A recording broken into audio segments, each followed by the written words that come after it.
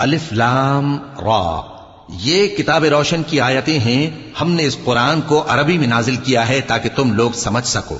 اے پیغمبر، ہم اس قرآن کے ذریعے سے جو ہم نے تمہاری طرف بھیجا ہے تمہیں ایک نہایت اچھا قصہ سناتے ہیں، اور تم اس سے پہلے بے خبر تھے.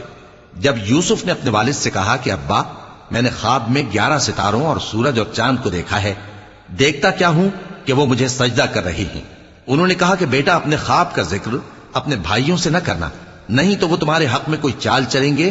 کچھ شک نہیں کہ شیطان انسان کا کھلا دشمن ہے، اور اسی طرح اللہ تمہیں برگزیدہ و ممتاز کرے گا اور خواب کی باتوں کی تعبیر کا علم سکھائے گا. اور جس طرح اس نے اپنی نعمت پہلے تمہارے دادا پر دادا ابراہیم اور اسحاق پر پوری کی تھی، اسی طرح تم پر اور اولاد یعقوب پر پوری کرے گا. بے شک تمہارا پروردگار سب کچھ جاننے والا ہے، حکمت والا ہے. ہاں، یوسف اور ان کے بھائیوں کے قصے میں پوچھ